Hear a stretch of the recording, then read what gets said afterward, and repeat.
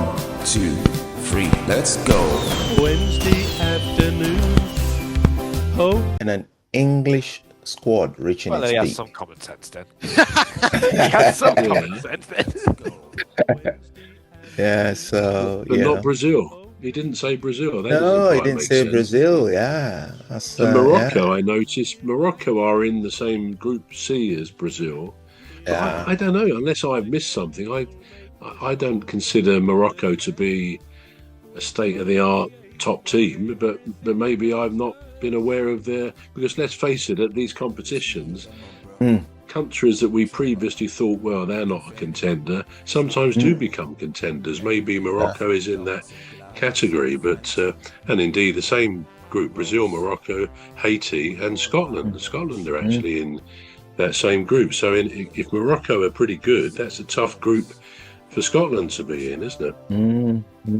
Yeah. But the idea of predicting, I mean, as I remember the last World Cup, one country was saying that they had, I forget what the animal was, but this animal, if it sort of laid one side of a cup or something, it was meaning someone was going to win, or it got quite absurd. So you'll no doubt will see, once the tournament starts proper, that there will be all sorts of suggested items that will predict the win. And at the end of the day, I think we all know no one knows what the future holds. No. So yeah, I mean, I don't even know who I would predict. The all-time winners of 5 are Brazil, and we know the South Americans tend to be good.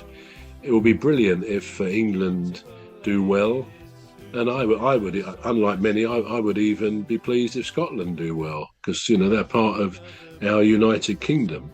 Though I'm not sure if that would be reciprocated necessarily by some of the Scots, but I'm sure some of them would. So. Yeah.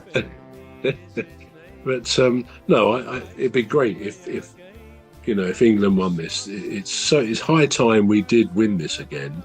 Whether we've got the team capable or the manager capable of doing it, we'll find out, won't we? Yeah, of course, yeah. Now, Trent Alexander-Arnold,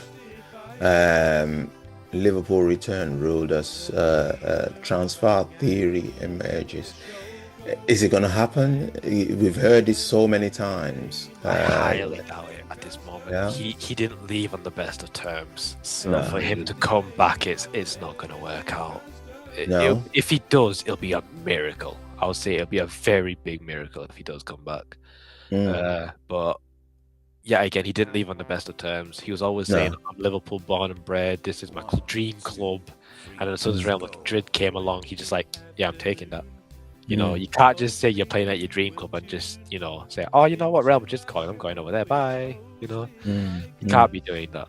So I don't think that rumor's going to happen. No. Okay, we'll come back to that in a minute. Bruv, please. Yeah, I mean, I think I agree with that. I think he left under or on bad terms, really. And the reason for that was he was obviously secretly in negotiations for like the whole of that season, his last season with Real Madrid. And he wouldn't let the club know what his wishes were at the end of his contract. So, of course, they couldn't even do what Palace could do to Mark Gahey. They sold him in January, knowing his contract would end in the summer when he could leave for nothing.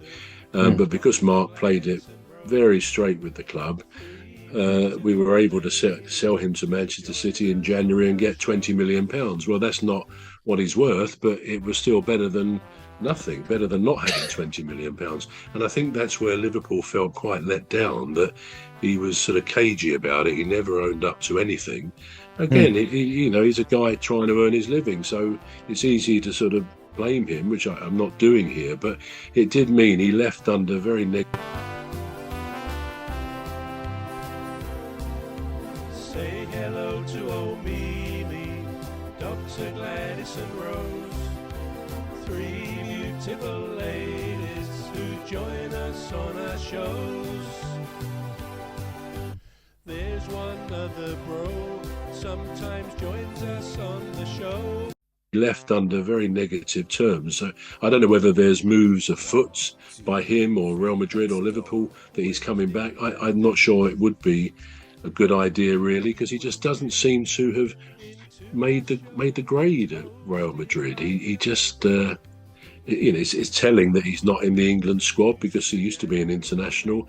And on the odd occasions I've seen him on TV playing for Real Madrid, I always get the feeling he's looking a little bit disinterested. No, he probably isn't, but it's just his body language didn't look as into the game as he would have done when he was with Liverpool. So you just feel maybe he never settled there. And yeah, he'd be quite an attractive purchase for a Premier League club to have on their books. But yeah, I don't know. It's interesting to see. I don't see him staying at Real Madrid and becoming a first team regular, but who knows? Yeah, well, we'll see. Now, the reason why I said we'll come back to it is because now we're going to go back to it now. So now we're looking at Ibrahim Konate. He's gone. Yeah. He's literally gone. Now, does that change things for Trent Alexander-Arnold? Yeah, Tony? I wouldn't say so. I thought it's more of a reunion, if anything. You know, your old teammates coming back now. He's playing the same team as you. It's probably good. It might strengthen it in the sense of when you're playing with an old teammate, you know how they play. So it might work out. But yet again, Trent hasn't been the best at Real Madrid ever since he went. He hasn't really shone as you would expect him to. But yeah, I don't think he might change anything, to be fair. No. Yeah, would they have left a void at Liverpool that needs to then be filled? I feel like Liverpool's always had a void to fill. I've said it previously. They're always missing one player that that might help them. But a lot of the senior players are gone now, so it's going to be a massive void for next season. This is why I said I can't wait for next season because I want to see how this plays out. You know, so it's going to be a tough one for Liverpool. But we'll just have to see how it goes. Okay. Yes, bro. The void. Yeah, it's going to be interesting as well, isn't it? To see how Iraola, the Bournemouth manager, does at Liverpool, because they got a brand new manager who comes with a very good reputation, but not necessarily with a big club. And we've seen managers before. Thomas Frank is an example who did very well at Brentford, smaller club, went to Tottenham and really didn't do particularly well, you could say. I think they got rid of him a bit prematurely, but that's another story. So we don't know that Iraola, if that's the way to pronounce it, is going to be a great success. It possibly will be, because say hello to old Mimi, Dr. Gladys and Rose, three beautiful ladies who join us on our shows. There's one other bro sometimes joins us on the